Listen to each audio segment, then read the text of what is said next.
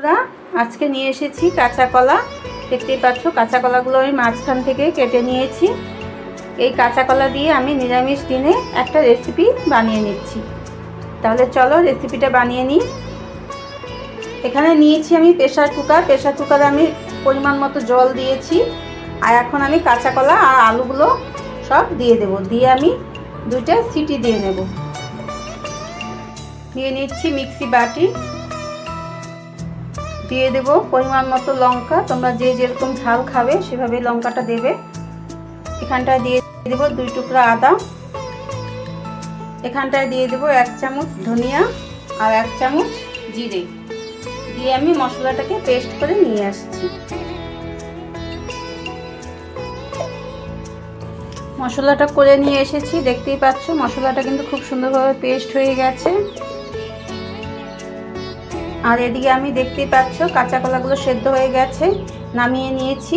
এখন এগুলোকে একটু ছুলে নেব। কাঁচা কলাগুলো ছুলে আমি একটা প্লেটে তুলে নিয়েছি। এখন এখানে কিছু মশলা আমি ইউজ করব। এখানে দিয়ে দেব পরিমাণ মতো লবণ, দিয়ে দেব পরিমাণ মতো হলুদ, দিয়ে দেব এখানে ধনে গুঁড়ো, আর দিয়ে দেব এখানে জিরে গুঁড়ো, আর দিয়ে দিচ্ছি সামান্য লঙ্কা গুঁড়ো। আমি এখন কলাগুলোকে ভালো করে একটু মেখে নেব, সব কিছু একবারে মিশিয়ে নেব।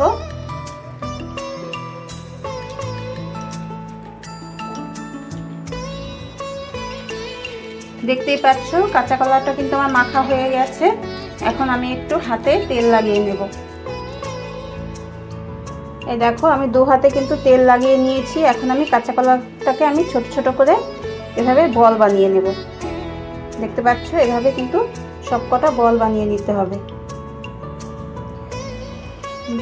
দেখো আমি কিন্তু সবগুলো কাঁচা কলা এভাবে বলের আকারে করে নিয়েছি। এদিকে আমি একটা কড়াই বসিয়ে দিয়েছি, দিয়ে দেব সর্ষের তেল। আমি রেসিপিটা সর্ষের তেল দিয়ে করে নেব।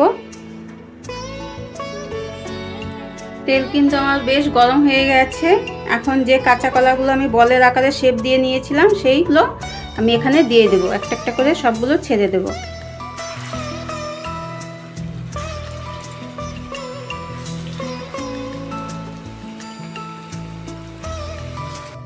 দেখো আমি কিন্তু সবগুলো এখানে ছেড়ে দিয়েছি। এখন আমি এগুলোকে আস্তে আস্তে করে উল্টে পাল্টে দেব।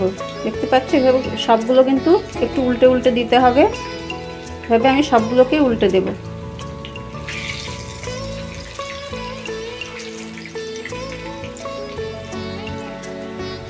দেখো কাঁচা কলাগুলো কিন্তু আমার ভাজা হয়ে গেছে, বেশ লাল লাল হয়ে এসেছে। আর তোমরা দেখেছো আমি কিন্তু এই কাঁচা কলা যখন মেখেছিলাম তখন কিন্তু আমি এখানে কোনো বেসন বা আটা বা চালের গুঁড়ো কোনো কিছু ইউজ করিনি। একদম সামান্য মশলা দিয়ে আমি এটা করে নিয়েছি। চলো এখন কাঁচা কলাগুলোকে আমি নামিয়ে নেব। একে একে আমি এখন সবগুলোকে নামিয়ে নেব।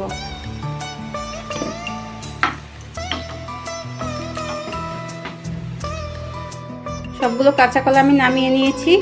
আর তেল কিন্তু আমি বেশ কমিয়ে নিয়েছি, কেননা অতটা তেল আমার দরকার ছিল না। এখানে আমি দিয়ে দেবো 5-6টা শুকনো লঙ্কা, আর দিয়ে দেবো এখানে একটু সাদা জিরে। লঙ্কাটা আমার বেশ ভাজা ভাজা হয়ে এসেছে। এখন আমি এখানে দিয়ে দেবো যে আলুটা আমি সিদ্ধ করে রেখেছিলাম, সেই আলুটা আমি এখানে দিয়ে দেবো।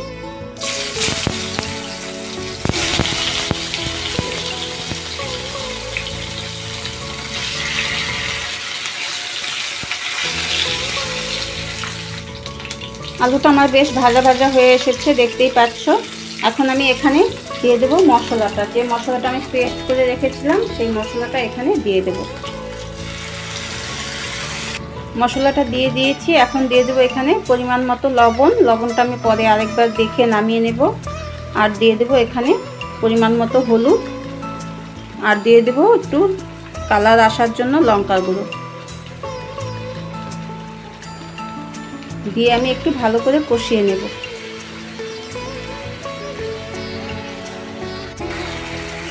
দেখতেই পাচ্ছ আমার কিন্তু মশলাটা কিন্তু তেল ছেড়ে দিয়েছে। আর একটু ভাজা ভাজাও হয়ে এসেছে। আমি আরও 2 মিনিট ভেজে নেব।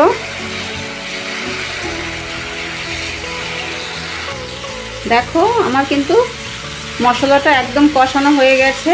এখন আমি এখানে পরিমাণ মতো জল ইউজ করব।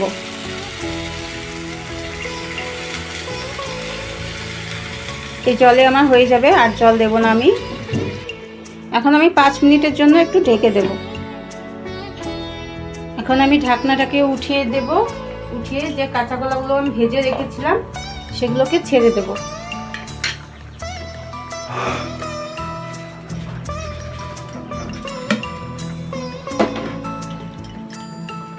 দেখতেই পাচ্ছ আমি কিন্তু সবগুলো এখানে দিয়ে দিয়েছি। দিয়ে আমি এখন বেশিক্ষণ রাখবো না, 5 মিনিট রাখবো। 5 মিনিট হয়ে গেছে, আবার আমি চলে এসেছি। দেখো এখানে দিয়ে দেবো আমি 1 চামচ ঘি। এখন আমি রেসিপিটাকে নামিয়ে নিচ্ছি।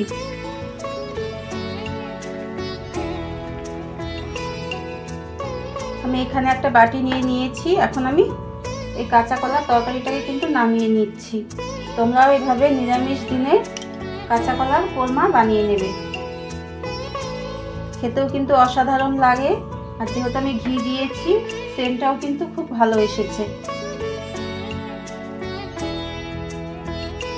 তোমরাও এভাবে একদিন ট্রাই করে দেখো, আশা করি খুব ভালো লাগবে। নিরামিষ দিনে একটা কাঁচা কলার রেসিপি, কাঁচা কলা সবারই ভালো লাগে। আর এভাবে যদি রান্না করো তাহলে যারা না খায় তারাও খেতে চাইবে। তাহলে সবাই ভালো থেকো, সুস্থ থেকো। আসবো আবার পরে আরেকটা ভিডিও নিয়ে। চলো আজকে টাটা।